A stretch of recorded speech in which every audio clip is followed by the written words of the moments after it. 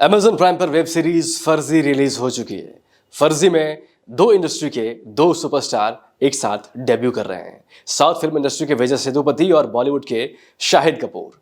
इसके अलावा इस सीरीज में हैं अमोल पालेकर, के मेनन और राशि खन्ना। फर्जी के डायरेक्टर हैं राजन डीके हमेशा से बॉलीवुड और साउथ फिल्म इंडस्ट्री के एक्टर्स को लेकर एक्सपेरिमेंट करते रहते हैं। फैमिली मैन में आप सब ने इसे बखूबी देखा है।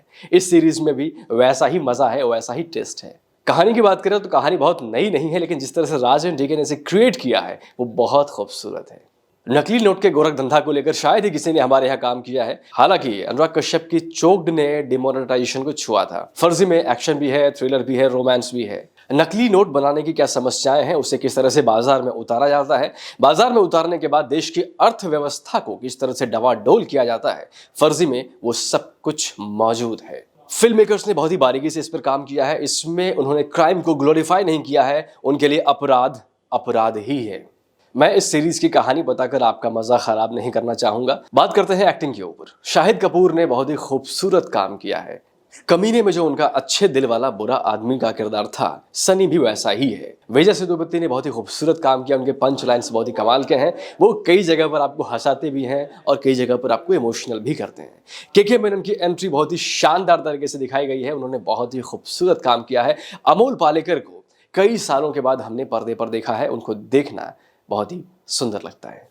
इस सीरीज में सनी का किरदार यानी कि शाहिद कपूर का जो किरदार है वो बहुत ही पेस में चल रहा होता है। दूसरी तरफ माइकल का जो किरदार है वो बहुत ही धीमी रफ्तार से चल रहा होता है। जब माइकल का किरदार स्क्रीन पर आता है तो शो की स्पीड थोड़ी कम हो जाती है। फिर वहीं दूसरी तरफ जब सनी का किरदार आता है तो शो अपने पेस पे चला जाता है। हालांकि मुझे लगता है कि शायद इसे एडिटिंग टेबल पर थोड़ा कम किया जा सकता था। जिस तरह से विजय सेतुपति और शाहिद कपूर ने काम किया है ये बहुत ही खूबसूरत लगता है। विजय सेतुपति ठहरे हुए में भी बहुत ही कमाल का काम करते हुए दिखते हैं। वो आपको अपने इमोशन से बांध लेते हैं, आपको अपने आप से दूर हटने नहीं देते। सीरीज का ट्रीटमेंट भी बहुत ही अच्छे तरीके से किया गया। सीरीज के सिनेमेटोग्राफर पंकज जी ने बहुत ही सुंदर काम किया है। उन्होंने इस सीरीज को फिल्म के तर्ज पर शूट किया है।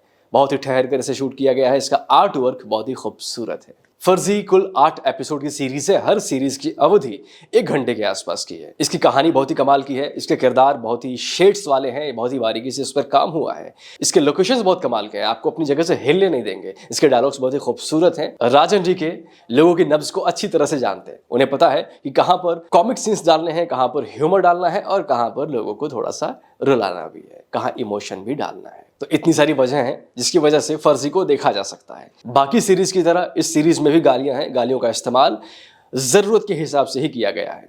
अब मैं बताता हूं कि इस सीरीज को क्यों देखा जाए। सबसे पहली वजह शाहिद कपूर और विजय सेतुपति। दूसरी वजह राजन डीके खुद। तीसरी वजह इसकी कहानी जो कि बहुत ही खूबसूरती से आपके सामने जाहिर होती है। और सबसे जरूरी बात, इसमें खामियां कम है, खूबियां ज्यादा है। इस तरह के और भी अपडेट्स के साथ हम आपके सामने आते रहेंगे। जुड़े रहिए हमारे चैनल के साथ।